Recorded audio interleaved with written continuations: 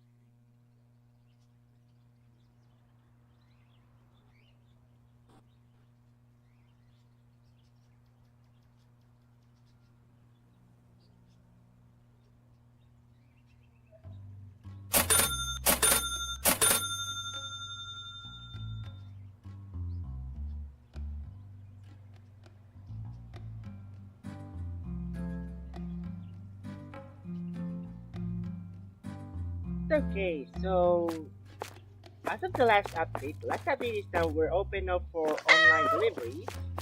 We're now open in Lazada and Shopee. This time,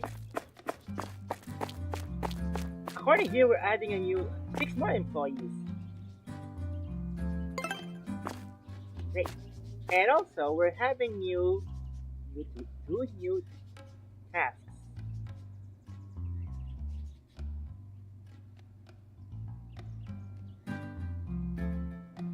So as of now, we have cashier storage.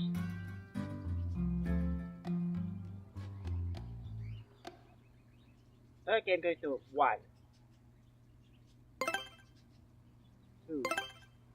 Now we pick the cheapest.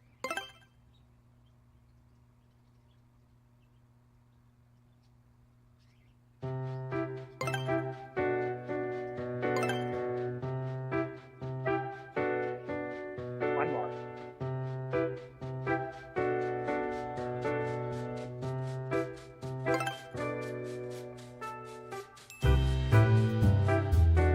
This time, what we're doing now is have cashiers, storages, property, and there was like 2 new tasks.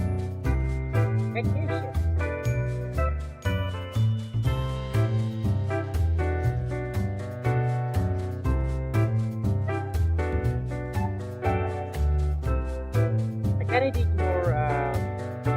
Tiger Jake is the one with the other shop. And I need one more discover and then one more storage.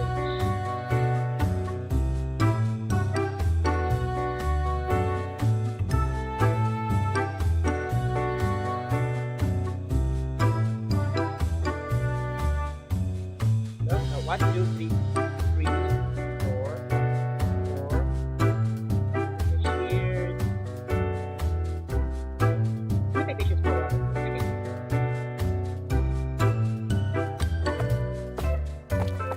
Okay. I was thinking about redecorating the place.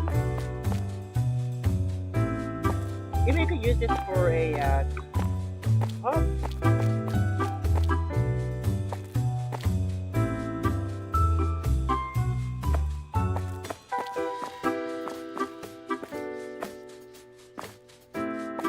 Okay, I'm going to check for a bit. Let's see, let's see, let's see.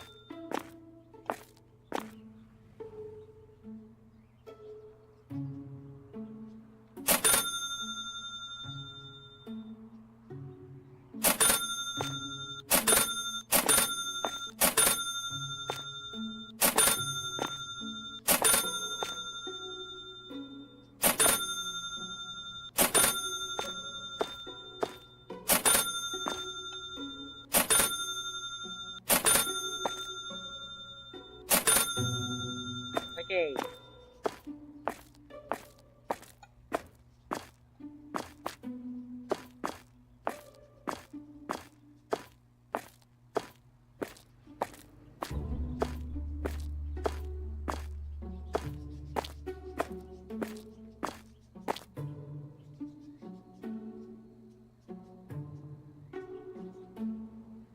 Hmm.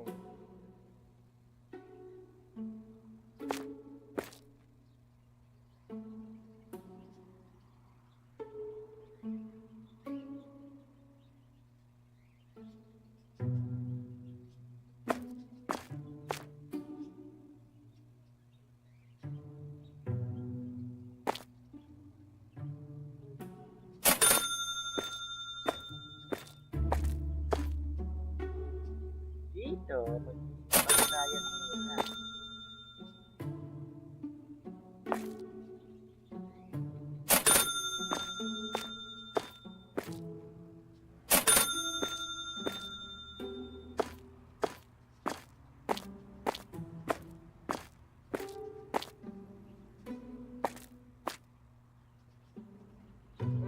Hindi na ako natakbo ah.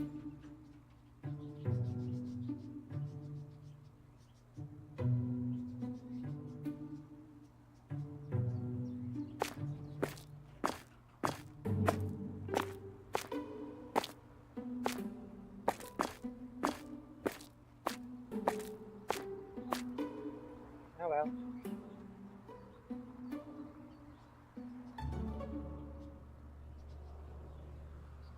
There's a smithing.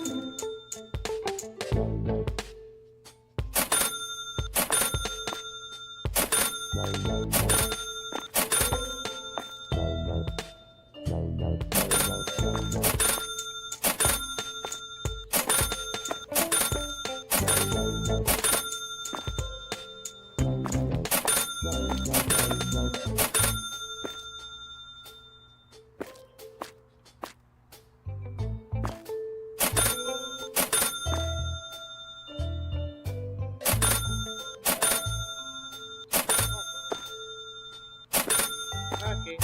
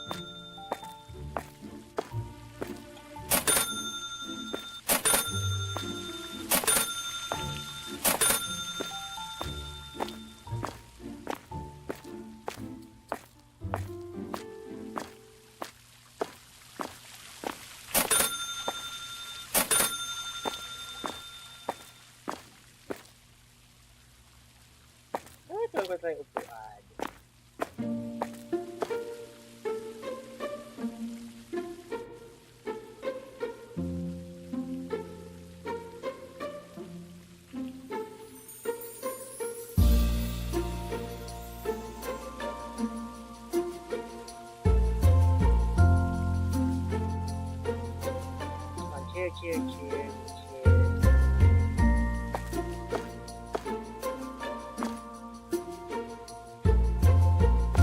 Hindi pwede. Sorry.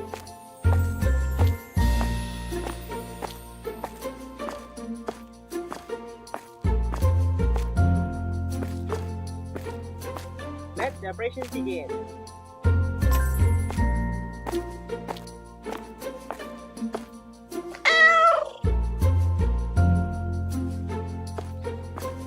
Kaya pala.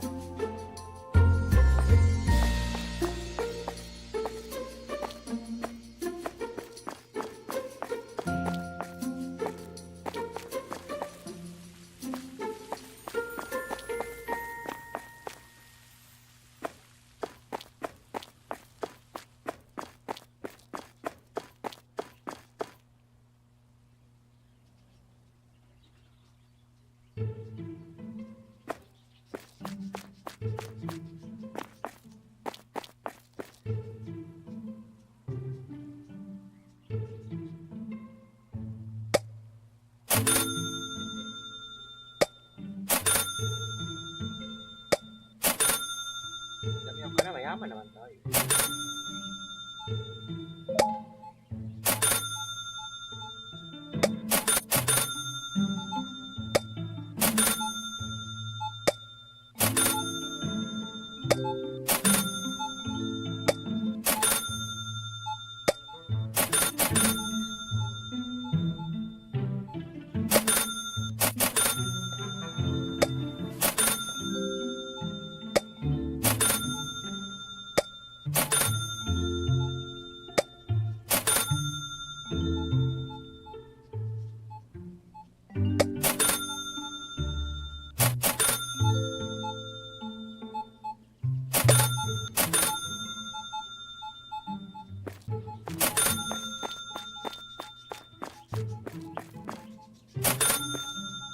Okay, they're doing it now.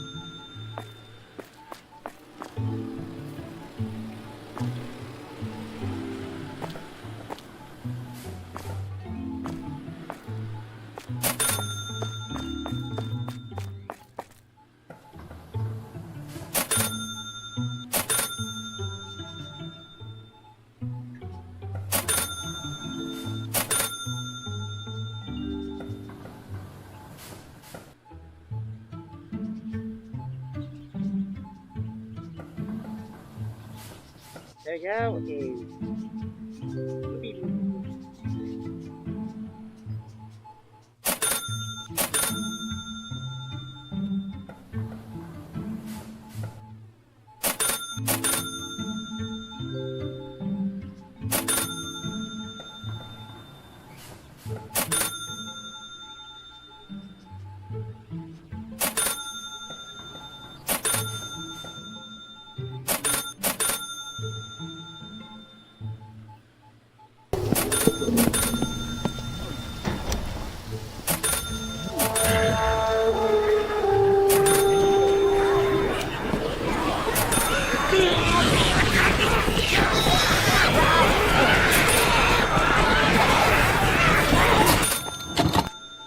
I have always been intrigued by the story of the zombie apocalypse.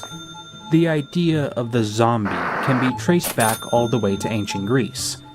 Archaeologists have found the remains of people pinned to the ground by rocks and other heavy objects, seemingly on purpose.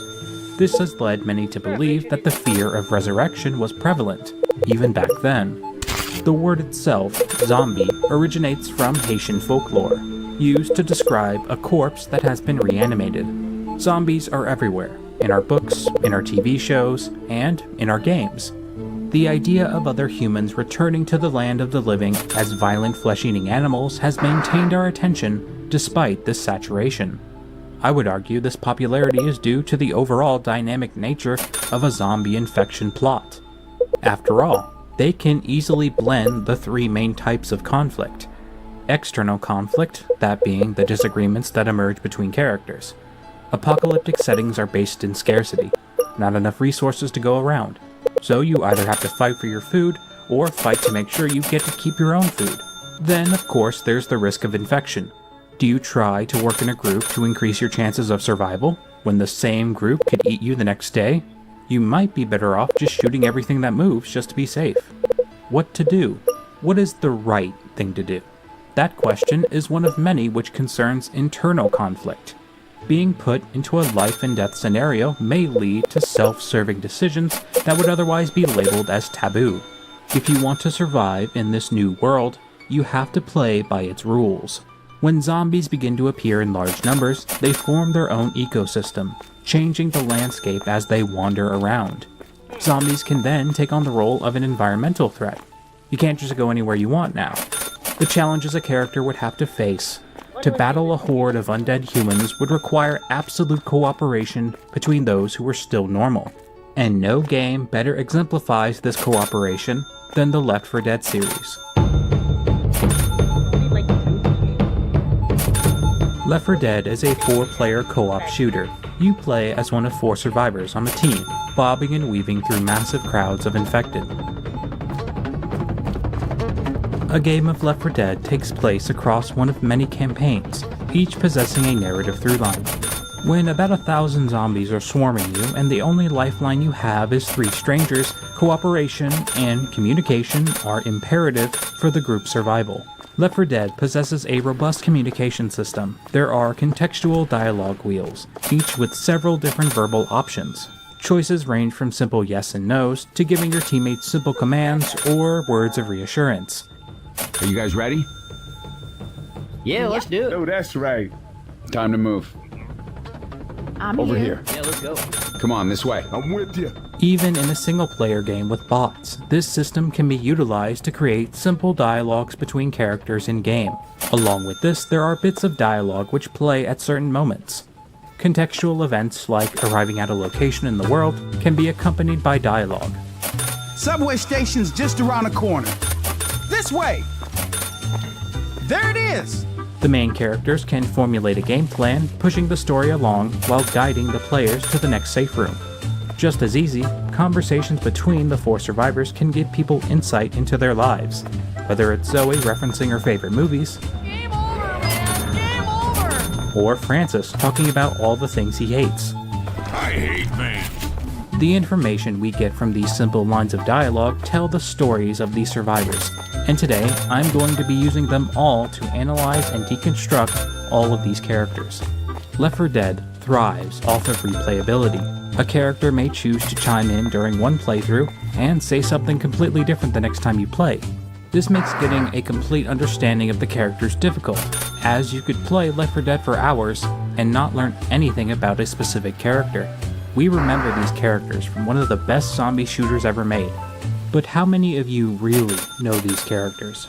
I will be analyzing every single survivor of the main cast of the Left 4 Dead series, taking note of all unique conversations and interactions and how they change throughout their respective campaigns.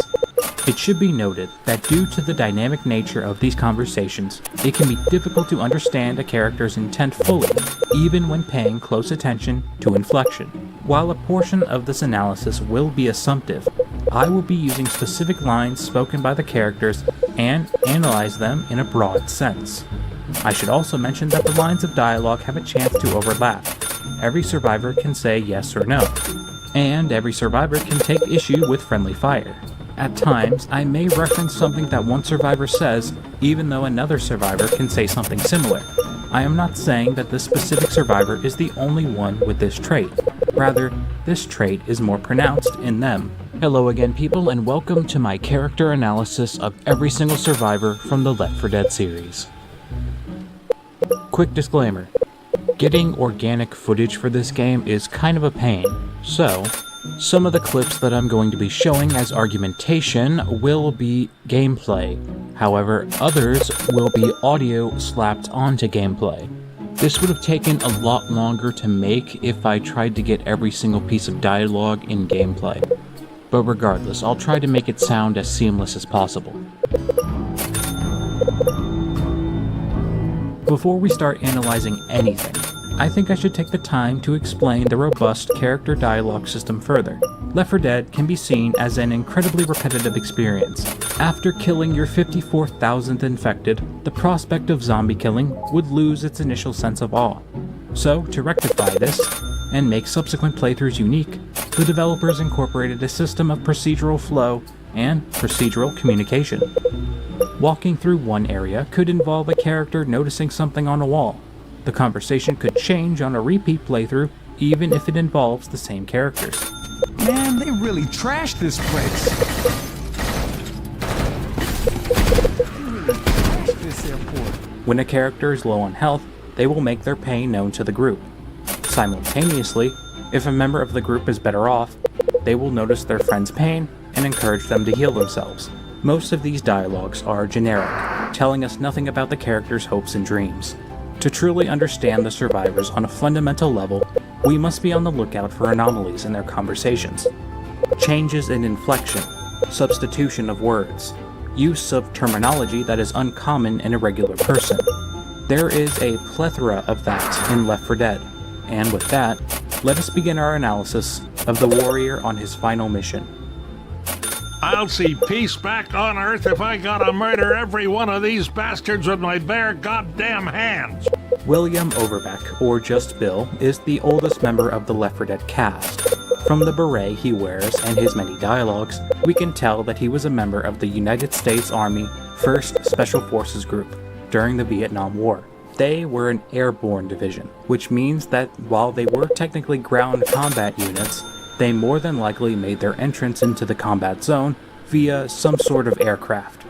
Bill served 2 tours in Vietnam, which he presumably carried out several combat missions. His last deployment was unfortunately cut short for him, however, and you'll notice I said unfortunately. In the Vietnam War, a large portion of the fighting was done through guerrilla tactics.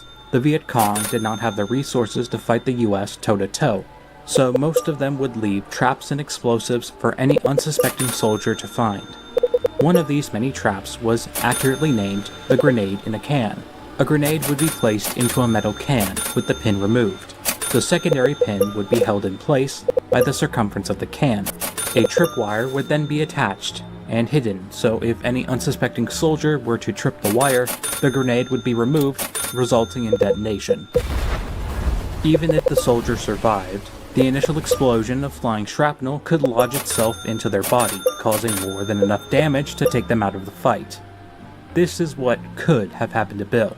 The reason why he was discharged is because a piece of shrapnel was lodged into his knee. We don't know if this was the exact scenario. This explanation is a broad estimate of what could have happened. Now, about what I said earlier about this turn of events being unfortunate.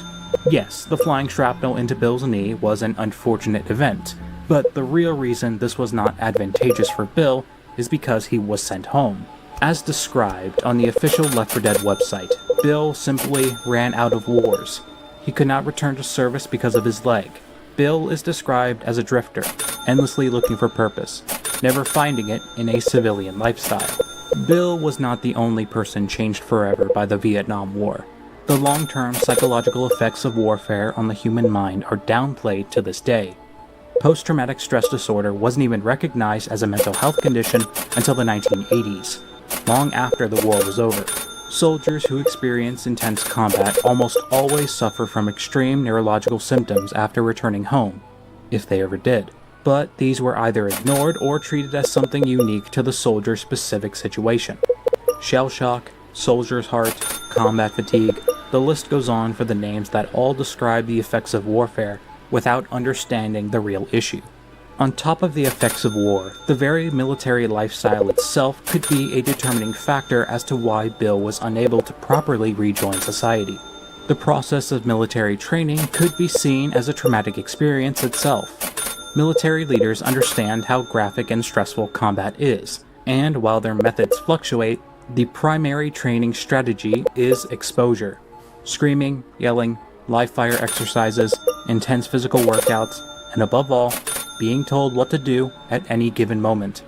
Your diet, your physical activity, your circadian rhythm are each tied to your body's natural mode of operations, and all of those things are changed to fit the military lifestyle. Most, if not all, soldiers convey that they are sore or tired in their first months of training. This all slowly goes away as the body begins to catch up. The human body is incredibly adaptable. It can adjust to things like caloric intake, physical stress, among other things. Adaptation takes time, and once that adaptation is achieved, reverting to civilian lifestyle is easier said than done. The training in a military force is not specifically physical, but also mental. They are instilled with a mental fortitude to handle making split-second decisions which could mean life or death. The other day, the most stressful decision I had to make was whether or not I should walk into a crowd of people to awkwardly grab some ground beef for my spaghetti. I was not able to get ground beef for my spaghetti that day, but with that comparison, you could probably see why civilian life is so different from military. A large portion of soldiers returning home explain how mundane everything is. Bill never managed to readjust. Everything about civilian life was dull by comparison. As a result, he became a man without purpose. But when the zombie apocalypse arrived, he was right at home. He had enemies to fight and new comrades to protect. This zeal is what had allowed him to survive this long, and his heroic nature is what will ultimately lead to his end. Let's talk about Bill's design. We've talked about his beret and what it means, but the simple fact that he still wears it only continuously supports the idea that he is living in the past. Bill disregards how other people see him. This is implied by the stains and the tears on his clothes. The green jacket he wears is more than likely a standard M65 field jacket issued to soldiers during the war. His worn military-issued jacket, along with his beret, are made to imply that he would wear these clothes regularly, regardless of damage. Bill's inability to transition into civilian life is only further exemplified by his dialogue. He uses a great deal of military vernacular in the events of the game. When picking up a fallen comrade, he regards them as a soldier. Probably stings like hell, but ain't gonna kill you. Up and at 'em, soldier. When picking up a first aid kit, he will occasionally say, First to aid, last to die. This saying is a play on the term first aid, as in a series of medical supplies that are basic, the essentials that can be given to a person to stop more trivial injuries. A first aid kit can stop bleeding. Anything beyond that, you will need more intricate supplies. This saying completely forgoes the previously mentioned term, and instead references a situation where more than one person needs help. Imagine, if you will, two people in front of you who are dying. They both need life-saving medical attention, but you are just one person, so now you have a choice to make. The very same choice that a soldier would need to make on the battlefield, if they were able to help. The first person to receive aid is the last person to die. The last person to receive aid is the first person to die. I believe this is the complete expression, and Bill had shortened it because he had heard it so many times. This potential experience could also be supported by what Bill says if there is a survivor incapacitated outside of the safe room. We will not leave a man behind. Let's get back out there. These are just a few examples of Bill slipping back into his military life. While being a soldier is terrible, there is a sort of kinship that forms between soldiers. When you are brought in for basic training, you are thoroughly dehumanized. You are no longer who you were before. You are one of many. Your identity is taken away. And through this process, you will find yourself relating to your fellow soldiers, finding kinship in your shared suffering. You rely on each other, you can trust each other, and you can crack jokes with each other, because it makes you feel human. This feeling of kinship is what Bill was missing. Bill's desire to be a part of something is all that defines him now. He sees his fellow soldiers as his unit, his squad. He would die for these people, and eventually he will. The day-to-day struggle of a soldier would be filled with danger and absolute paranoia. Every day you would wonder if your camp was filled with traps while you were sleeping, or if you were due for another ambush. That lifestyle represents Left 4 Dead's gameplay loop very well. The Horde can rush you at any time. Almost every single special infected is like their own trap, waiting to be sprung.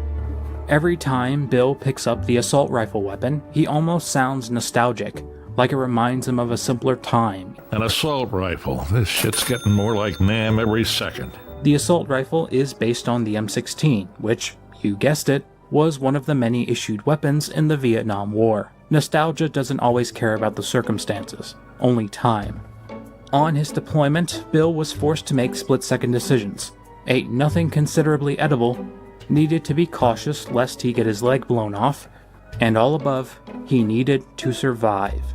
He acclimated to this life, and now in this apocalyptic setting, he finds himself at home again, not because he is comforted, but rather because he was previously trained to find comfort within chaos. Bill is a warrior, but also a protector. Bill's protective role is exemplified the most during the events of the Sacrifice campaign.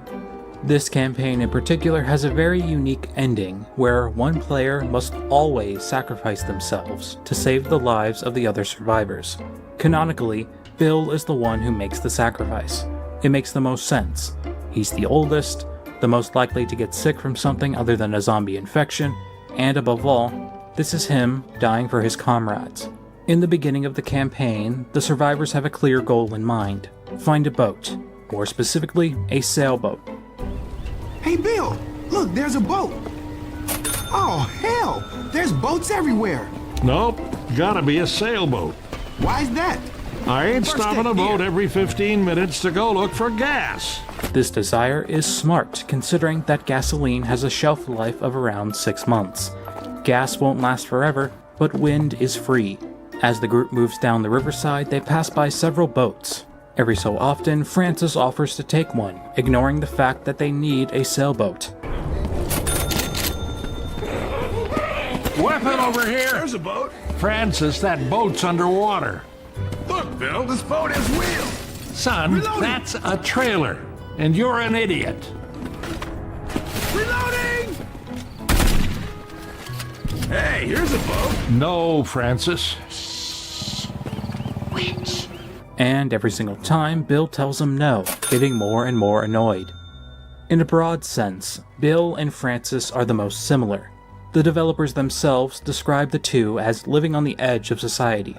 These two characters are more traditionally masculine, a lot in common, and yet they get on each other's nerves. Well, it seems like Francis just gets on everyone's nerves, but Bill especially gets annoyed. A lot of their disagreements come from Francis's personality, which we will cover in his section. During this campaign in particular, there appears to be some sort of disagreement between Bill and Zoe. All right, let's move. No stragglers.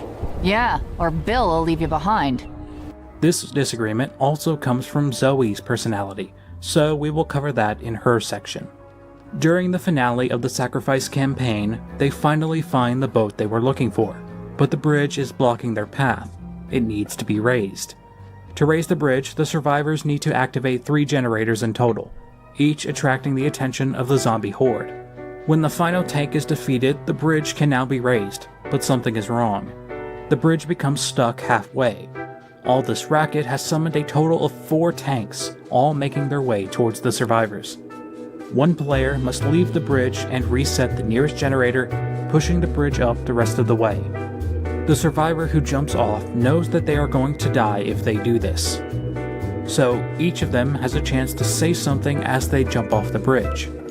Bill's life had little purpose after he left the battlefield, and while this outbreak was terrible, Bill found solace over the fact that he belongs to a group again. For the first time in a long time, he rediscovered the kinship he once shared with his brothers in arms.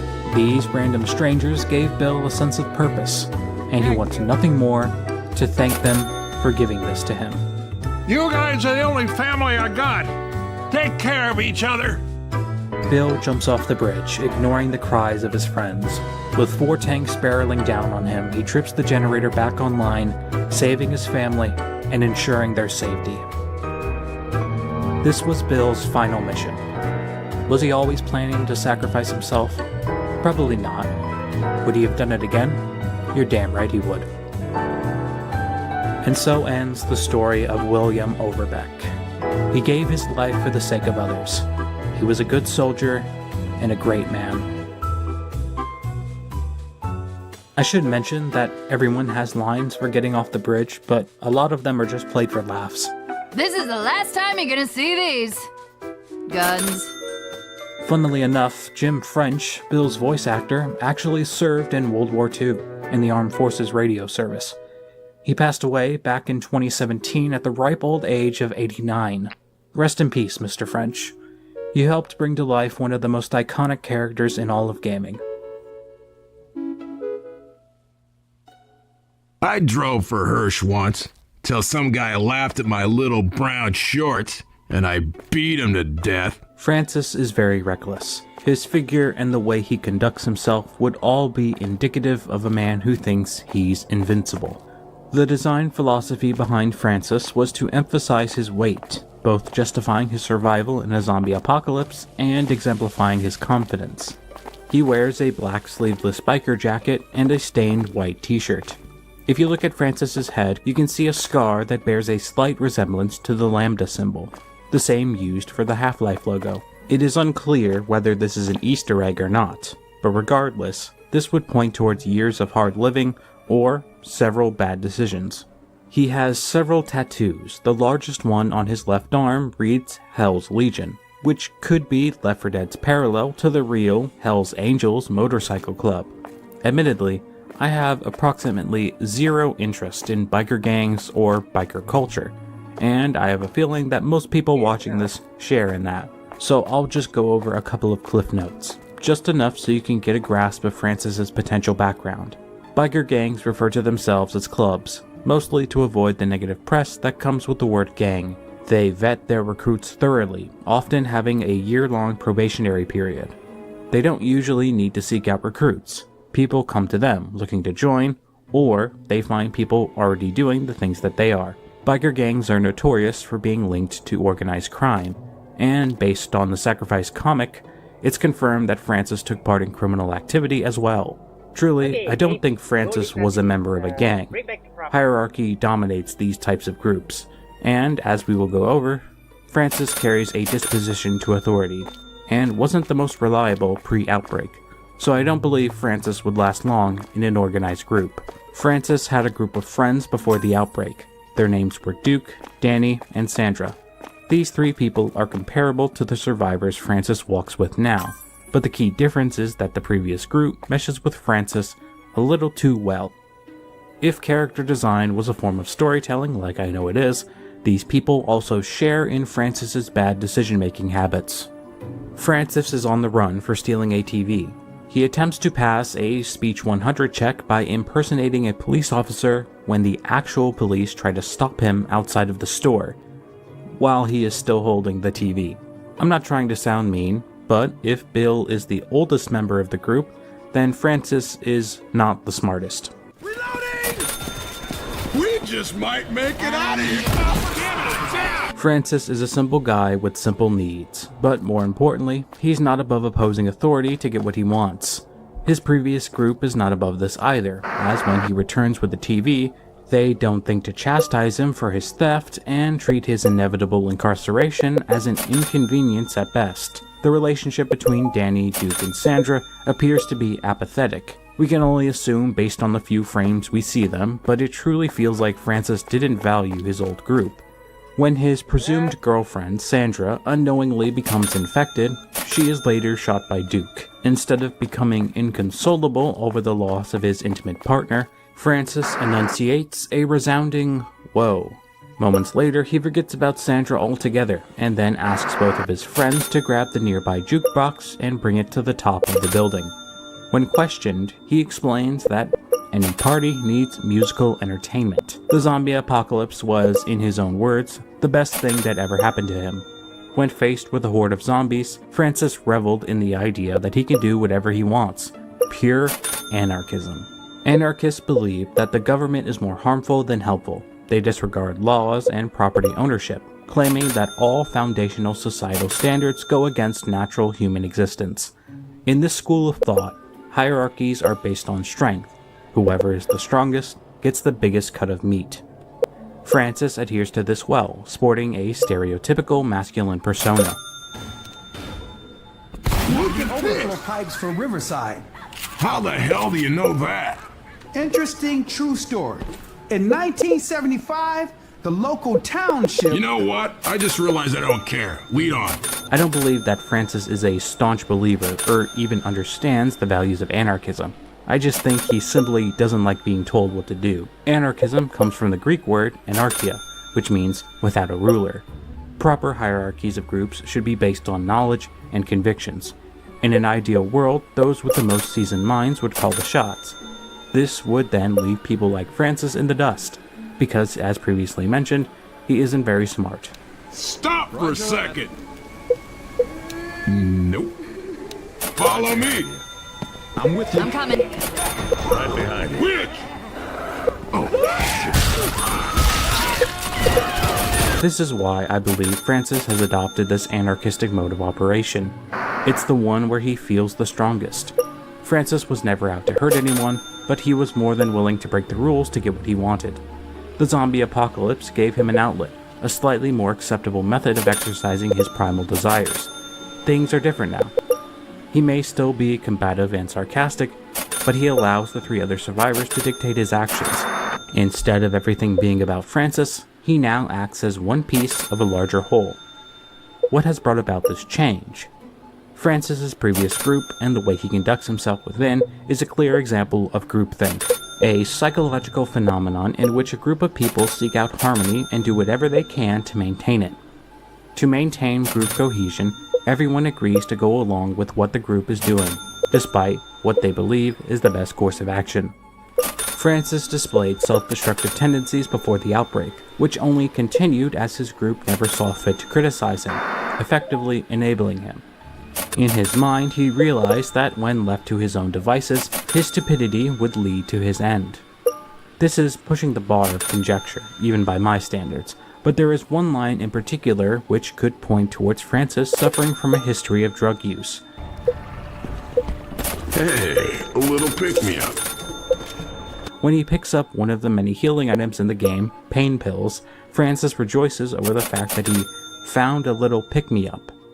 Again, this could be just his carefree attitude when describing a bottle of medicine, but the way he so nonchalantly refers to medication in such a playful way may be hinting at him perceiving it as such.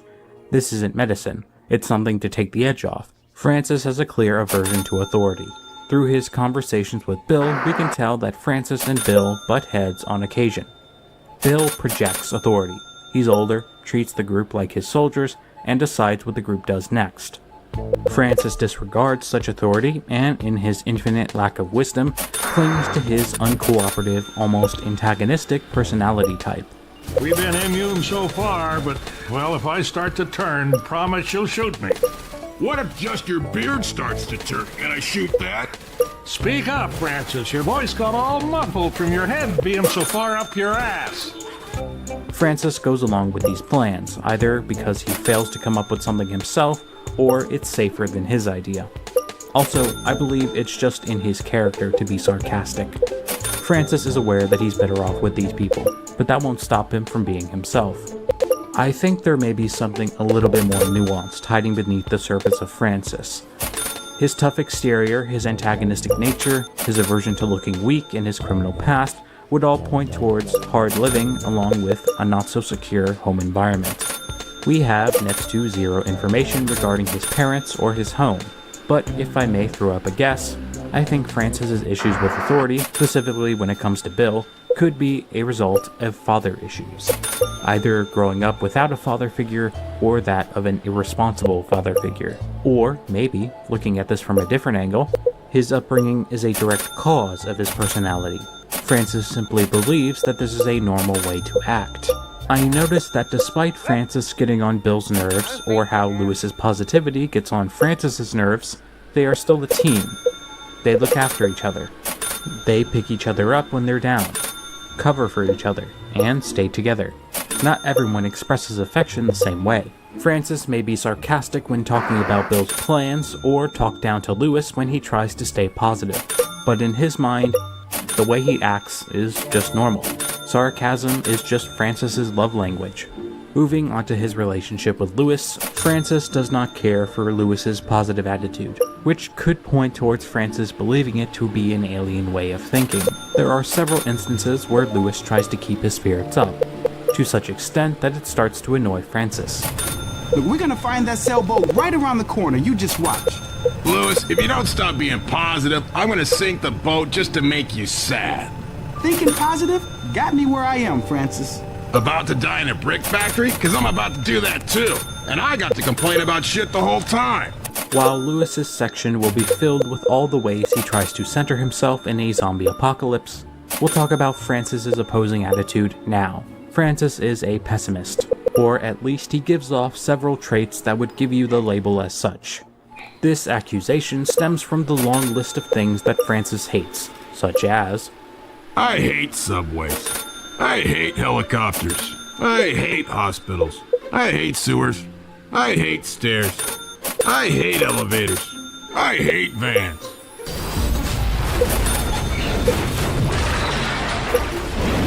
I hate planes. I hate tunnels. I hate train yards. I hate the woods. I hate small towns. I hate the water. Francis, is there anything you don't hate? You know what I don't hate? I don't hate vests. Hey, Lewis? Did I ever mention how I feel about islands? Come on, Francis, give it a rest. No, I'm being serious. I really hate islands. I have insulaphobia. I'm afraid of islands. Are you joking? No, man, it's a medical condition. Just my goddamn luck. Shit, Francis. When we get there, I got your back. I'm gonna keep an eye on that island for you. Stupid island. Punk island. Dumbass island, shithole. Punk ass bitch island.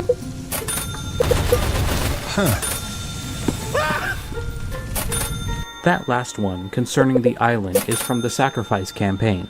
Francis has insulaphobia, fear of islands. This piece of dialogue appears to be for comedic purposes, but with this dialogue comes a revelation that potentially recontextualizes Francis's entire character. He hates a lot of things, so I wonder if there is a similar reason why. Hatred is a strong negative response that can be caused by many different things. Fear is a big contender. Francis hates many different things. Things that for the most part seem random, or bear no connection. Perhaps Francis hates everything because he's afraid of everything. Francis tries his best to give off the impression that he's tough. Maybe, under all that muscle and black leather, is a man who never learned to face his fears, and as a result gravitated to a group of people who never questioned him. This made him feel safe. Maybe deep down, Francis is just as afraid of this big scary world as much as we are. To survive in a world this scary, you must be just as. Match it. Stare it right in the eye and tell it what you think of it. Insulaphobia is a fear of isolation, as well as islands.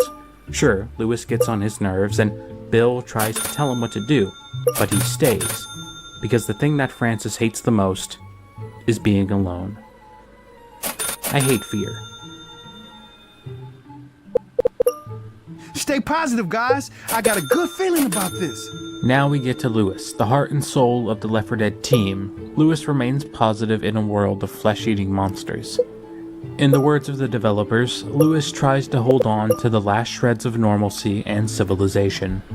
I would credit his tie as a great representation of this. A necktie is a decorative piece, worn to complement whatever you are currently wearing, usually a suit. In an apocalyptic setting, wearing a tie could be considered dangerous. A zombie would reach and grab at anything it could connect with to pull its victim closer. While Lewis has no protruding hair, a tie would be dangerous to wear for this reason, and yet Lewis keeps it. I would also like to point out that Lewis hasn't fully tied the tie up to his neck, like you would normally do. This could imply a few things. Lewis could be aware of the dangers of wearing a tie, so he keeps it loose in case he needs to lose it quickly. If we were to look at this in a more symbolic sense, it could be indicative of Lewis teetering on the edge, so to speak. Yes, Lewis is still holding on to hope, but as represented by his tie, he is not 100% confident he should. Military jail, train ride, and now back to walking? It'll do you good, son. I'm trying, Bill. I'm trying. First aid kit over here. The loose nature of the tie could be made to imply that Lewis is barely hanging on himself. Finally, we have a possible yet less complex reason being that Lewis just holds onto it because it's a keepsake. The rest of Lewis's design would coincide with the tie, implying that pre-outbreak he held a position in an office environment. Lewis has a background in corporate America. Lewis is in upper management, so while he isn't the guy at the top making the potentially morally dubious decisions, he is absolutely a large cog in the network, keeping everything running. As a result, he would be instilled with a greater deal of responsibility. I use the term network figuratively, and literally, as it was revealed in the Sacrifice comic that Lewis worked in IT. I'm currently learning IT myself, funnily enough. The thing that I've gathered so far is the biggest hurdle when working in IT is not the computer components, but the human components. As an IT employee, your job is to be the expert who works with nothing but novices. Not only is your job to help the person with their computer, but to give them peace of mind. Lewis, without a doubt, excelled in IT, and I'm not just saying that because he was confirmed to work in management. From just the way he speaks, I can tell he was good at diffusing despair in those who would call him for IT assistance. The success more than likely comes from Lewis's ability to remain optimistic in a stressful environment.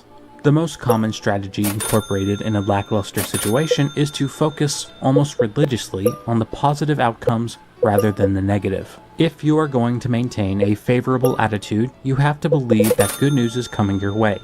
Look forward and chase the carrot of success, even if it doesn't exist. Imagine that it does, and keep moving forward. Every so often, Lewis will give an optimistic cheer, claiming he has a good feeling about this. Lewis has adopted this as his mantra. Mantras are borrowed from Hinduism. They are repeated words or phrases that help people concentrate or return to a specific headspace. I actually incorporate this into my own videos. Why do you think I start every single one of my videos with saying, "Hello again, people"? It's a mantra. My mantra. It helps me start my scripts and my videos because it allows me to focus, center myself, and get in the mood to make content. It's not something I say in my everyday life, and that is intentional. Like seriously, who in their right mind says, "Hello again, people," in a normal conversation? Lewis has adopted the mantra, "I have a good feeling about this," to add a layer of protection to his optimistic attitude. Saying this phrase has become a habit for him.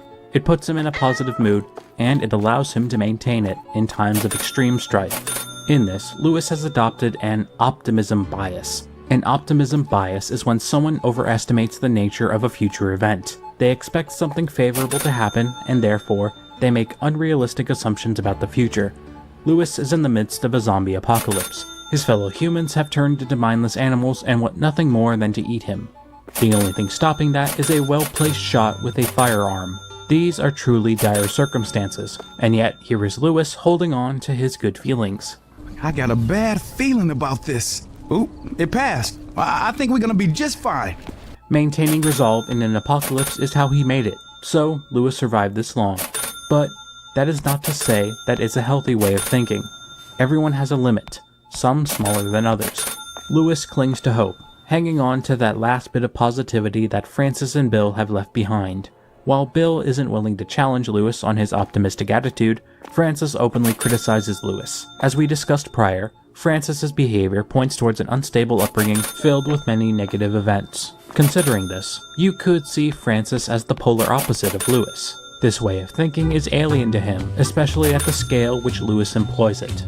When left on their own, these opposing sides would make illogical decisions or fail to come to an objective conclusion regarding events to come. Together, they balance each other. Lewis keeps Francis from seeping into despair, while Francis maintains reasonable expectations in Lewis. Now the question points to, how did Lewis adopt this positive way of thinking? At the beginning of the second chapter in the Sacrifice campaign, Francis notices some Japanese calligraphy on the safe room wall. What the hell does this mean? Let me see. Taki, I love you, goodbye. Whoa, how'd you do that? I interned in Tokyo. Lewis reveals that he interned in Tokyo, where he was able to learn a little bit of Japanese. An internship is a period where someone works for a specific company to get experience for a certain type of work. You know how sometimes when filling out an application that says entry level, they require a year of relevant experience? This concept is one of the reasons why the job market is stupid, but Internships are one of the avenues where you would get that experience. I have never interned anywhere before, but from what I understand, they essentially make you work at their company for free so you can get experience in that field, and you can put that experience on your resume. Technically, you are getting something out of the internship, but not monetarily. There are paid internship positions, but I would imagine these are only slightly better alternatives. The position isn't nearly as important as the location. Japan takes their work very seriously.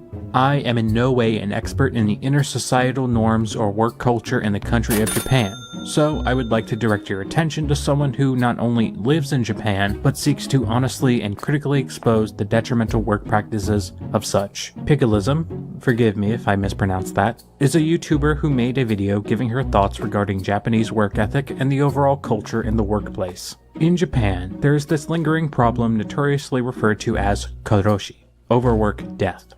Work has taken over many people's lives in Japan, working upwards of 50 to even 60 hours a week. The epicenter of this problem lies in work culture. In Japan, hierarchy and seniority are valued above anything else in the corporate space. Managerial positions are held by more senior members, and as a result, more traditional ideals are valued by those at the top and supported by those further down the pecking order. In Japan, if you leave work before your boss, you might as well not show up the next day.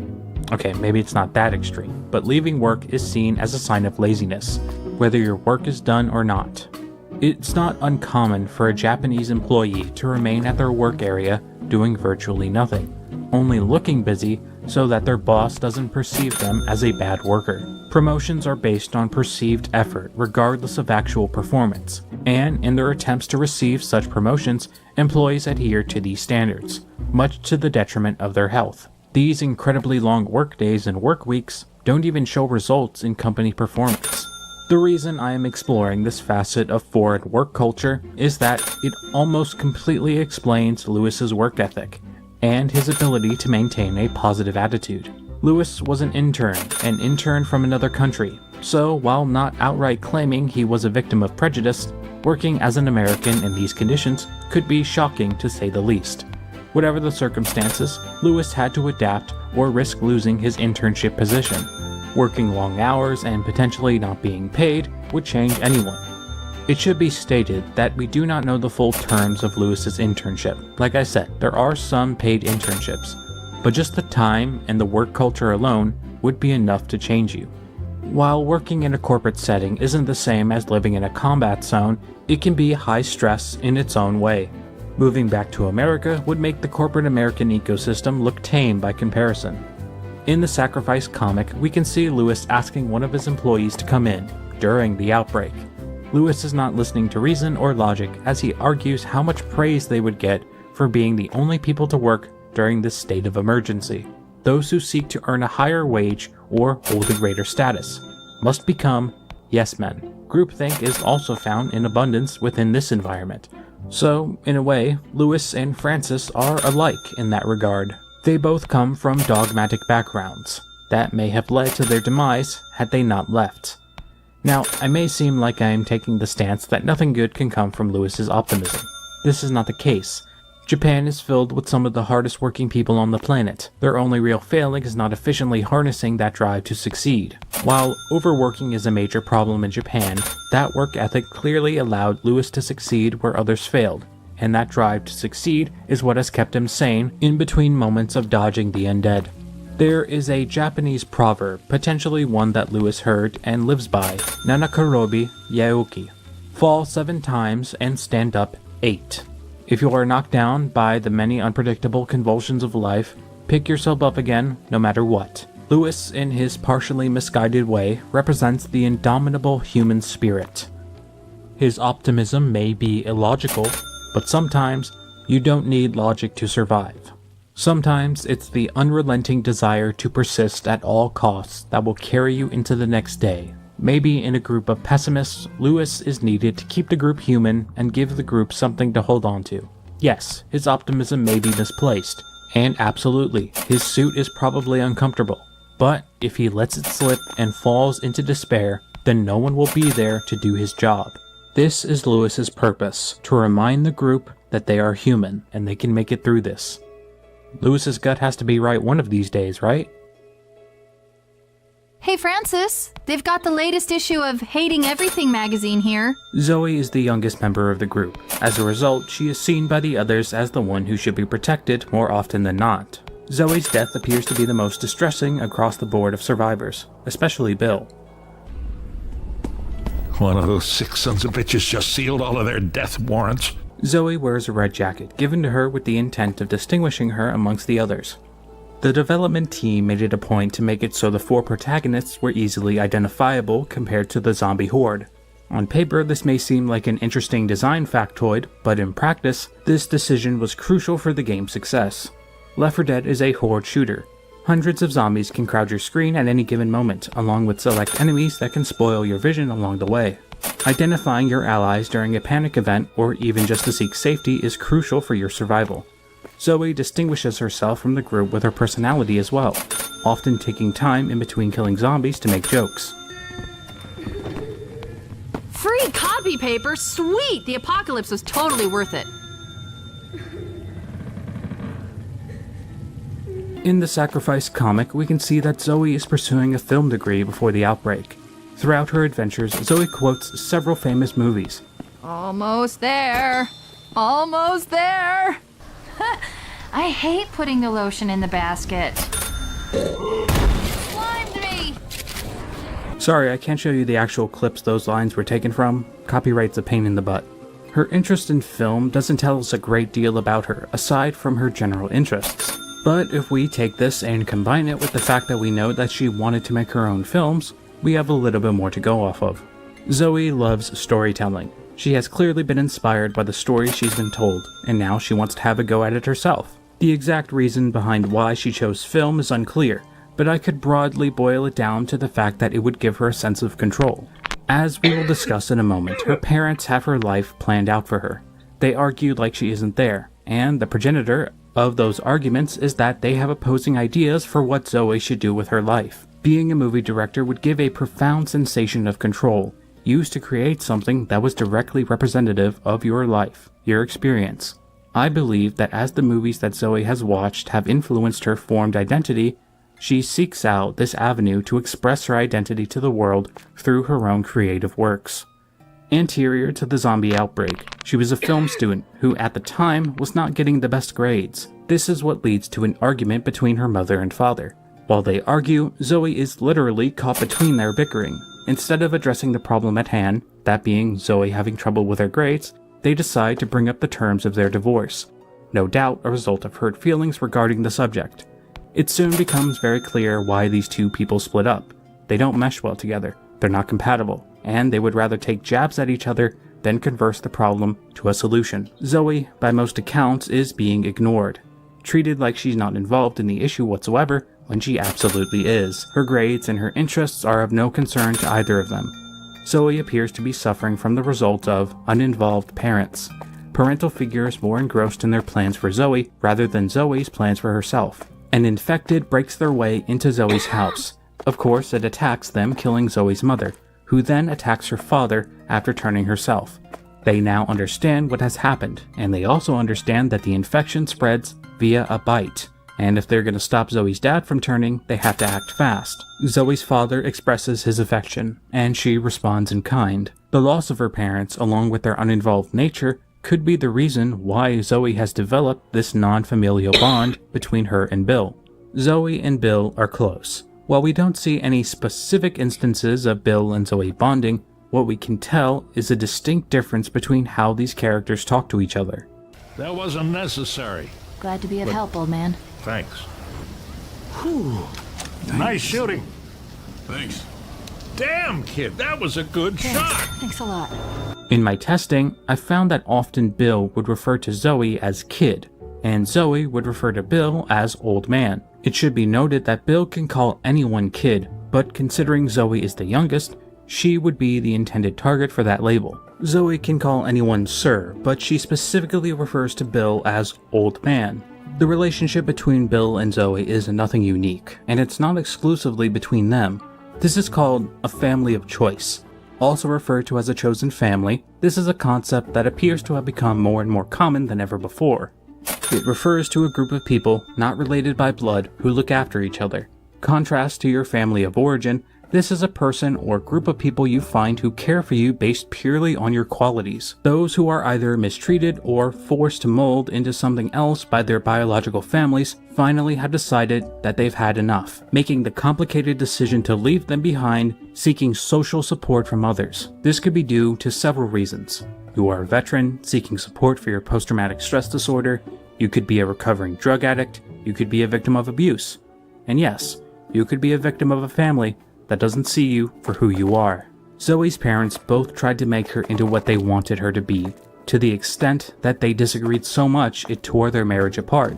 Zoe loved her parents, but there was always a shadow looming over her that they didn't love her for her. This was not the case with her new family. All the Left 4 Dead survivors can be seen as examples of the chosen family, but Zoe and Bill exemplify this more, both with their actions and with their words. For example, if a survivor dies, Bill has a chance to shout out, This is going to hell in a handbasket real fast. and Zoe has a chance to shout out something very similar.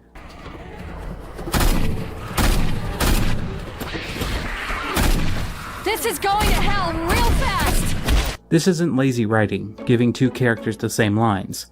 These lines are to more signify just how much Bill has rubbed off on Zoe. We see this even more towards the end of the Sacrifice comic. At the end, when Bill has made his sacrifice, Zoe takes his place as the playmaker. She assures the group that they will make it to the island and they will protect each other, exactly as Bill asked them to. Zoe returns this sentiment, as when Bill sacrifices himself for the sake of the group, Zoe makes sure that Bill knows just how much she cares for him. I'm sorry, Bill. I love you. Zoe has formed this relationship with Bill the strongest. However, there appears to be a pretty strong connection between her and Lewis as well. Every survivor shares simple dialogue patterns. If a survivor says thank you, the survivor in front of them will say you're welcome, being the intended target. This is the reason why we know that Zoe is the only one who calls Bill old man, as Zoe only says it when she's looking at Bill. There is a similar anomaly when it comes to Zoe and Lewis. Zoe, thanks. I owe you one. Anything for you, Lewis. Girl, thanks. Anything for you, Lewis. One of these line readings is cordial and happy, while the other reading carries an almost infatuated tone. Inflection, or the change in the form of a word to signify a change in meaning. The idea of inflection really makes me realize how complex the act of spoken language is. Like, it's not enough to understand a word as it's said, but the way it is said can take on different meanings. The point of this identification is to ascertain intent. Aside from this slight change when Zoe says you're welcome, in the No Mercy campaign, Zoe can make a seemingly random expression of how she believes Lewis would look attractive in a hospital gown, Lewis, you look good in one of those hospital gowns. not only making a point to comment on how Lewis looks, but also implying that she thinks about the way Lewis looks on occasion. So, is Zoe just being friendly, or is there an actual romance brewing between these two characters? Well, we know the answer due to a hilarious line that Zoe says in the Sacrifice campaign, but for now, let's assess why these two characters would develop feelings for each other. More specifically, why Zoe would care about Lewis. Zoe can be seen as a representation of innocence that the world of Left 4 Dead has lost. While Francis and Lewis are not exceedingly older than her, she is the youngest, and being the youngest gives her a more unadulterated view of the world. Pun intended. During moments of rest, Zoe can be heard cracking jokes, either for her own entertainment or to try to invigorate her friends. Occasionally, you can also hear her wonder if the world will ever return to normal. Zoe is an altruistic type of person. There is a potential line of dialogue that can play during the Sacrifice campaign. Man, Zoe is pissed. Well, I'm pissed too. Really? This is you pissed? Shut your traps. Let's move out. This narrative string is made to express how Zoe is upset that Bill refused to stop the train, allowing survivors at the military outpost to perish from the Horde. I think it's very clear why Bill insisted that they were better off without them. Zoe doesn't see it that way. There were people who needed help, and to some extent, they could have done so. This disagreement leads to a series of arguments between the two characters. So this is really it.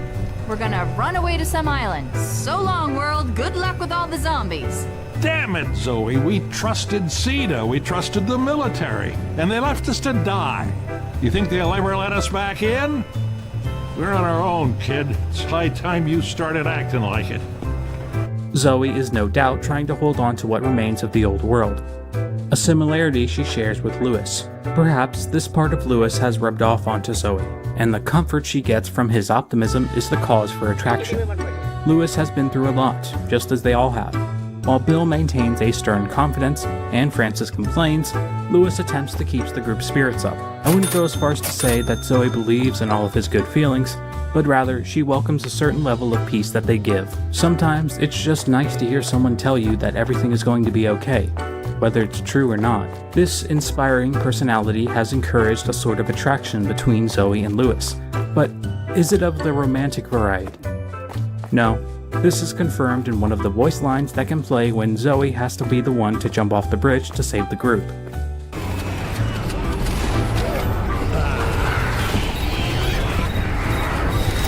Lewis, I will always be your friend. Honestly, I think getting mauled by 4 tanks would have been more agreeable at this point. Imagine your friend sacrifices themselves to save your life, and in their dying words, they spent them to clarify that they only ever saw you as a friend. Dang, Lewis. Tough break. The final piece of story that we get from the original cast of Left 4 Dead comes from the Sacrifice comic. But right before that, there is the events of the Passing campaign. In the Passing, you play as the Left 4 Dead 2 survivors, who in turn meet up and collaborate with Left 4 Dead 1 survivors. The conversations between these 7 characters will be used as a transitional period as we move between games.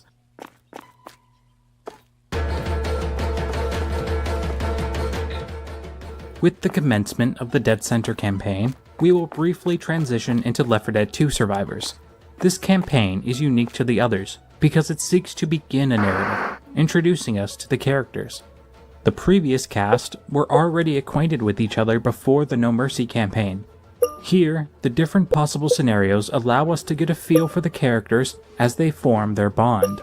Left 4 Dead 2 is unique in this way. As you learn about the characters learn about each other. The 4 survivors don't refer to each other by their names until the moment they get into the elevator and introduce themselves. This specific section will not be formatted as the same as the previous ones. It will only cover the initial meeting of these characters, then move on to the Passing campaign. A helicopter, initially intended to pick up survivors, has taken off, leaving our 4 protagonists behind. The plan now is to move on to the evacuation center located in the mall. So now the group must make their way there, fighting infected along the way. There are several conversations that can happen in this scene. From the beginning, there appears to be friction between Coach and Nick. When the helicopter flies away, Coach asks where the heck is the helicopter going. Nick is seemingly annoyed by this, declaring that it's gone and Coach should just say hell. Doubling down, Coach stands firm that there is no need to swear. What the heck is that chopper doing? It's leaving us. Also, say hell. Hey now, no need for cussing. Nick, initially, is standoffish, almost insulted that Coach decided to refrain from using foul language. Coach is a high school teacher. He has lived and worked in an environment where that level of civility was a necessity. You shouldn't swear around children. This is a more traditional belief, but a belief that Coach holds to regardless of zombie danger. At least for now. Coach and Nick will clash several times as the journey continues, only exemplifying more how different their previous lives were. They can also clash in another conversation, where Nick says, God damn it! We just missed it. Don't take the Lord's name in vain. You're serious, aren't you? Yeah, I'm serious. Can this wait? Coach is very religious, therefore he maintains that the Lord's name should be used with respect. A belief that Nick absolutely does not reciprocate. Nick is almost baffled by Coach's personality, completely convinced up until this point that people with this level of piety did not exist. This scene can also introduce us to the overly optimistic Ellis. While he is in disbelief that the helicopter has left them behind, Nick is not surprised at all, being more of a pessimist. Hey! There's still people on the roof! Get back here! You think they saw us? They saw us all right, and they're not coming back. Several of these disagreements between Nick and Coach share one similarity, in that they are diffused by either Ellis or Rochelle. Rochelle reacts to the zombies in a particularly interesting way. Being a news producer, she already had a limited amount of information about them. Reports were really fragmented. Cedar never told anyone it was this bad. She is now thoroughly convinced at this point that the zombie threat was downplayed by Sita. I should reiterate this for the sake of consistency. There will be times where I cite a specific character acting a certain way or saying something specific, but I am in no way saying that the cited character trait is exclusive to them. The dialogue works in such a way that each actor was asked to record similar lines. For example, every survivor in the intro has a chance to say that they should arm themselves. Introductions to characters also means an equally important debut of the opposing side. Considering this is the survivor's first exposure to the infected, they do not have distinct names for the special infected at this time. The cast can be heard using their own unique names when identifying them. Reloading! Nick has a unique reaction to each special infected. Every time a new special infected appears before the group, and they are defeated, Nick can make a facetious remark insulting their appearance. That's a hunter, huh? What's he gonna do? Go for a jog at me? So that's a jockey, huh? Cute little guy. So that's a smoker, huh? Bet he's popular with the lady zombies. This can mean a lot of things. Maybe Nick simply comments about how other people look all the time, gaining amusement from the less than ideal appearances of others. Or, a more nuanced approach, maybe he's trying to comfort himself. These creatures could kill him if he is caught by one by himself. So, to not let this deter him, he insults them, convincing himself to not be afraid. The only time this doesn't work is when he fights a tank. What the hell is that? No idea, but I don't think it's friendly. So that's a tank, huh? Jesus, that thing is huge. Nothing can get around how deadly that thing is. Every survivor can make a remark about a special's appearance, but Nick's seemed to be the most interesting, as it portrays his snarky persona. Upon entering the last working elevator, the survivors get a chance to introduce themselves. And of course, it changes depending on who's alive and who is currently in the group. Lines tend to repeat, so we won't go over every possible interaction, but rather highlight the ones that exemplify the character traits the most. In the elevator, Nick has a chance to tell the other survivors that he isn't planning on sticking around. Already, we can see that Nick is not one for teamwork. He is cordial enough to tell everyone his name, but he makes it clear that he might not be around long enough for them to learn it. I'm Rochelle. What's your name? Ellis. Pleasure to meet you, Rochelle. My friends call me Coach. I guess y'all can do the same. Name's Nick. Don't worry about learning it, because I ain't sticking around long. Let's stay together for a little while longer at least, okay, Nick? Perhaps this is a preventative measure. Nick isn't interested in forming bonds with these strangers, so to save him the emotional conflict of leaving them, he intentionally alienates himself before anything can happen. Perhaps this is a defense mechanism, to push people away before he finds himself attached to another person for support. Nick's lack of trust is seen in another potential line where he asks if anyone was bit. The others respond with the same question, leading Nick to explain that the blood on him is not his. While Nick is clearly closed off from the rest, Ellis tends to overshare. Push the button! I don't know, I think we should stick together. You cool with that? I'm Rochelle. What's your name? Well, my name's Ellis, but some people call me Elle. But I really prefer Ellis because Elle kind of sounds like a girl's name. But if you prefer to call me Elle, I guess you can. Ellis can tell everyone his name, but he can also mention that he used to work in an auto body shop, people used to call him L, plays bass guitar, and even was part of a band. While not sensitive information, Ellis seems to be comfortable sharing said information with complete strangers, potentially implying that he is easily trusting of people. The conversation inside the elevator changes depending on those who are still alive. We just became long shots. Name's Nick. And I'm Rochelle. I admit these are pretty crappy circumstances to meet in, but, well, you watch my back and I'll watch yours. So, pleased to meet you. You can call me Coach. What's your name? Nick has a saying if you ride with him. A long shot is a well-known term, sometimes used in gambling, to describe a very unlikely success. A long shot is far away, making accuracy suffer in the process. Less likely to hit the target, less likely to win. He sees life as a mix of probabilities. If there are 3 people in the elevator, they will discuss the single member who died. Damn it. Can't take losing any more people. Hey, it's okay, man. We're gonna be fine. Most people call me Coach, but we're gonna be okay. Just gotta keep our heads. Name's Nick. You call me Ellis. Who'd we lose? Michelle. Poor girl. If a survivor is by themselves while in the elevator, they will say nothing. With all those introductions out of the way, now we can see how the survivors work together as part of a group. While the overall success of a group is determined by the players, chemistry and group cohesion are driven by the lines spoken by the voice actors. One of the notable conversations along the way is Rochelle's introduction to guns. There is a potential dialogue about the gun store you pass along the way. Rochelle is typically against the use of guns. However, in this specific situation, she believes a gun store is a good idea. There's a gun store on the way to the mall. What do you say we pay it a visit? A gun store? For the first time in my life, that sounds good.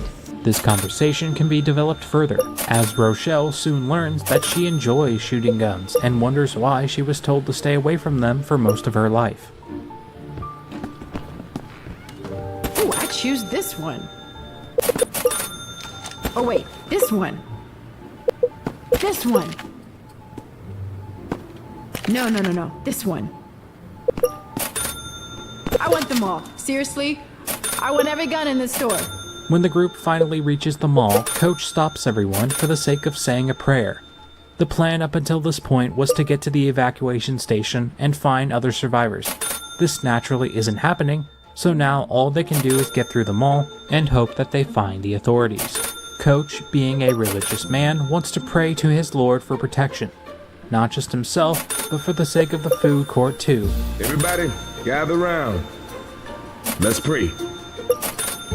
Dear Lord, see us safely through our time of trial in this mall. And please, Lord, let the food court be okay. Amen. Amen. Amen. Both Ellis and Rochelle say amen when Coach is finished, but Nick is noticeably silent. Silence can sometimes be just as informative if you're trying to understand how someone feels. It wouldn't take an expert psychologist to see that Nick is not a God-fearing type. Despite this, Nick isn't judgmental either. When giving a survivor an item, he has a chance to say, "It is more blessed to give more than you receive." A traditional tenet of religious belief. Give more than you take. I don't think Nick really believes this. I believe he says this to better fit in with this group of survivors. Now, we can begin the baton toss between groups. Now that we have learned so much about the first survivors and introduced ourselves to the sequel survivors, we can see their interactions within the passing campaign. In the passing campaign, all 7 survivors can have an assortment of interactions with each other. Not only does this campaign further the development of the newer cast, but also gives us a frame of reference to where the original is after losing Bill. Here, we can expect several changes for the characters from the first game. We'll start with Zoe. Her reaction to the survivors is based on who she talks to. She is more responsive and cooperative to Coach, considering he is cordial and politely asks for help, while she tells Nick to go to hell for being a sexist jerk. Sorry, I can't lower the bridge. That's terrific, Cupcake. Look, is there a man up there that maybe we can talk to? Who? I don't know what to do. Go to hell, Colonel Sanders. Okay, listen to me, jackass. Lower the goddamn bridge so we can drive our goddamn car across. Bite me, Colonel Sanders. I don't believe this guy. Actually, Francis and Zoe both express their disdain for Nick, both referring to him as Colonel Sanders. It's actually kind of funny that they both call him the same thing. For the most part, Zoe and Francis are nice, but they stand firm in their refusal to lower the bridge. They already lost Bill, and Lewis is injured, so if they tried to help, it would be just the 2 of them. Zoe, at this point, is especially group-centered, not willing to stick her neck out for people like she would before. She has decided to take Bill's final words to heart. Take care of each other, and that's exactly what Zoe intends to do. Ellis appears to be infatuated with Zoe. He refers to Zoe as an angel, or even the most beautiful woman he's ever seen. And then once you get over here, we can fill up the generator. The generator will make a lot of noise, but don't worry, Ellis, we can cover you from up here. You got all that? Ellis, are you gonna answer her? She is so beautiful. She is so beautiful. He's got it. We'll see you on the other side. There also seems to be an interest between Rochelle and Francis, as he tries to talk to her more often than the others. Both Francis and Zoe compliment them about the car, potentially highlighting similarities between them. So, to recap, both Zoe and Francis have a chance to meet the new survivors in the beginning. Ellis takes a liking to Zoe, and Francis likes Rochelle more than the others. While both of them hate Nick, they don't have any complex interactions with Coach. Francis does have a chance to ask the group if they're vampires, to which most of them actually admit to it just to humor him a little. Francis also has the chance to pretend to be a cop, which none of them actually believe. While they might not agree during every interaction, the group is willing to play ball to get what they want. From here on, when I say survivors, or I refer to a group of survivors, let it be known that I am specifically talking about the ones from Left 4 Dead 2. I'll mention the others by name from here on as well to avoid confusion. As the survivors move into the town, they do the usual. Fight zombies, gather items, and banter among themselves. Here we get a little more to go off of between them, as they talk back and forth about the people they just met. Nick has issues with Francis, and is more than willing to fight him. Ellis teases Rochelle over the potential attraction between her and Francis, while being nervous over Zoe himself. I guess I should probably address this. There's a lot of shipping bait in the dialogue between these characters. Do you think he's waiting for us? Oh, sure. Rochelle and the biker dude sitting in a tree. Kissing. Ellis! I saw y'all looking at each other. Maybe the four of us can double date. I'm not sure why this was the angle for not one, but two of the survivors. To ship them together, even though it's clear these groups will never meet up again, it's just strange that it happened twice. Nothing really else to say about it, I just thought I'd address it really quick. In the beginning of the last chapter, the respective groups can now talk to each other in a less taxing way. Coach and Rochelle extend the offer for the two groups to join, which is refused. I think this invitation was made to emphasize the change in Lewis, Zoe, and Francis. The change is not as dramatic as them changing their entire persona, but it's clear that they are more concerned with themselves than anything they were before. Bill was convinced that the only way they would be safe is through isolating themselves in the Florida Keys, take care of their own. Even when Bill was alive, they had their reservations about this plan, not anymore. I think they now feel obligated to carry out this plan. They feel like if they don't follow through and get to safety, Bill would have sacrificed himself for nothing. Hey, so how do we lower this bridge? I've been thinking about this. We lost a good man getting this goddamn thing up. I'm not real happy about putting it back down again. So what? You gonna live up here? Look, brother, we lost a good man. Another one is hurt. We can't get that generator filled up until Lewis is back on his feet. Francis, we talked about this. We're gonna help them. We'll lower the bridge, but you gotta fill up the generator for us to lower it. That helps us both. Sounds fair. In acting the same way Bill would, they are honoring his last request. Take care of each other. Nick continues to butt heads with Francis, complaining about the dangerous sewers they had to sift through to get there. Surprisingly, Francis gives a snappy comeback, calling Nick a witch because he cries so much. Thanks for telling us about the goddamn sewer. Witch! Oh, sorry. Got confused by all your crying. Yeah, he does go on. Whatever. So what are we doing here? Take the elevator down to the generator. Don't cry on it, though. It's electrical. The minute we get down there, I am shooting that biker. That joke was quick, clever, and devastating. So much so that I almost want to say that it doesn't fit Francis's character. But what the heck, I'll give it to him. The conversations between Rochelle and Francis continue to develop their attraction, mostly casual, with Francis giving a passing compliment to Rochelle's shirt. The exchange that I think is the most unique is Francis and Rochelle bonding over the fact that they both hate things. Ugh, I hate stairs. Oh my god, you hate stuff too? Sure. Never really thought about it, but yeah, I hate things. I hate those stairs. I know. I hate that bridge. It's so stupid. I hate your vest. I know. Wait. What now? I don't think this is gonna work out. Hope you don't hate filling generators up with gas. Elevators over there. Yeah. When we were talking about Francis, I came to the conclusion that Francis uses the word hate to convey the fact that the thing in question is something that makes him afraid. Finding another person that shares in your hatred of things would absolutely bring him some comfort. That is, until Rochelle talks about his jacket. Within the mix of attraction and conflict between these two groups of people, I find something that will always exist, even though it may seem like it slips away more and more. The ability for people of considerably different walks of life to come together and help each other. Take this. Now be safe. Look out! Reloading. Thanks, pal.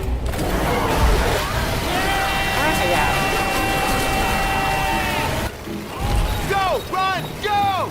Run to Jimmy Gibbs! Thanks, you gotta run! No, hold him off. This is the longest run of my life! Hit it, Ellis! I got a good feeling about them. I think they're gonna be okay. When everything is said and done, the bridge is lowered. But of course, with all the racket, there are several zombies making their way to it. There is no time for a proper exchange of goodbyes. In their brief attempts of saying farewell, there is a genuine respect and appreciation shared between all of the survivors. Even Nick expresses his hope that the three of them will be okay. Even after suffering the loss of one of their own, Zoe, Lewis, and Francis know that cooperation is what will see them to the end of their journey in one piece. During the finale, you can find Bill's body in the room next to the bridge where he perished. If you bring his assault rifle outside to one of the other survivors, you can sometimes get an optional conversation between them. In my testing, it was difficult to replicate, only happening once when I played as Nick. But by looking into the game files, every member of the group has a voice line giving their condolences for Bill. Take this. Heads Hey. up. Sorry for your loss. I'll Here shoot you go. aside. I'm sorry to hear it. There's not many of us left, brother. I'm starting to get that feeling Here, myself. and get your asses to your car. Thanks for the stuff. The Left 4 Dead 1 crew made it to the Florida Keys. Aside from the seasonal hurricanes, it's a pretty safe place for them to stay, as long as they have supplies. This is where their story ends. Everything else is cloaked in mystery. So now, we can return to form. Now we can begin our analysis of our survivors in full, returning to the format used in the beginning. Let us start the analysis of the Left 4 Dead 2 cast with the role model of the group, Coach. All right, everybody, you are given 110%. Coach is the oldest member of the group at 44. As a result of his age and experience, he instinctively takes on the role of caretaker and guide for the other survivors, regardless of their willingness to listen. When introducing himself, he says, "My friends call me Coach," which is a very sweet sentiment when you realize that he is in fact a high school teacher and a literal coach. This introduction is more than likely something he would say to his students, and in knowing this, we can understand how Coach approached his job. He made his students feel welcomed, while maintaining an authoritative role through his alias as Coach. Naturally, he wanted to maintain a sense of professionalism. He never shared his real name with those around him. Forming bonds with younger people is business as usual for Coach. Holy shit. This some sort of nightmare, goddamn zombie apocalypse and shit. Shit. The hell are we gonna do? Settle down, son. We're gonna be okay. What's your name? Ellis. My name's Ellis. There we go. Most people call me Coach, and we're gonna be okay. Just gotta keep our heads.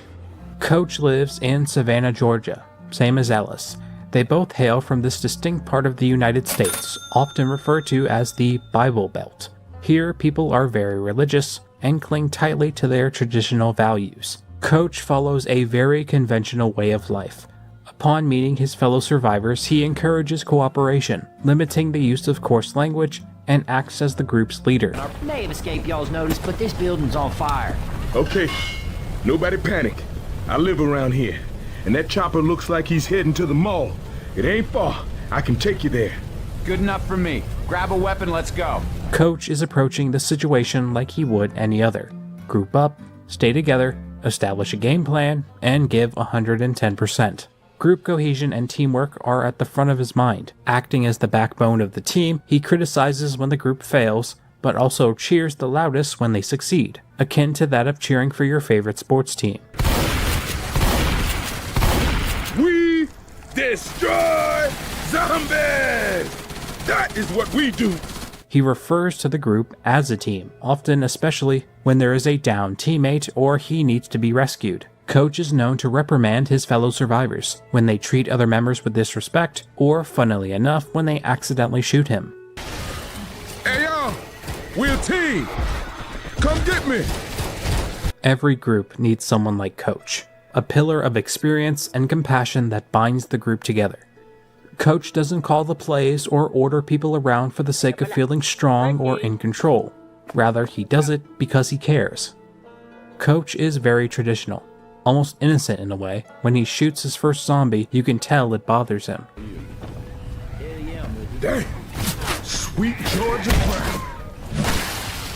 Man, I ain't never killed nothing before. It's them or us. He relents over his current situation, but he accepts it nonetheless, a cruel reality he comes to terms with throughout the course of the game. He understands that if he's going to make it out of this,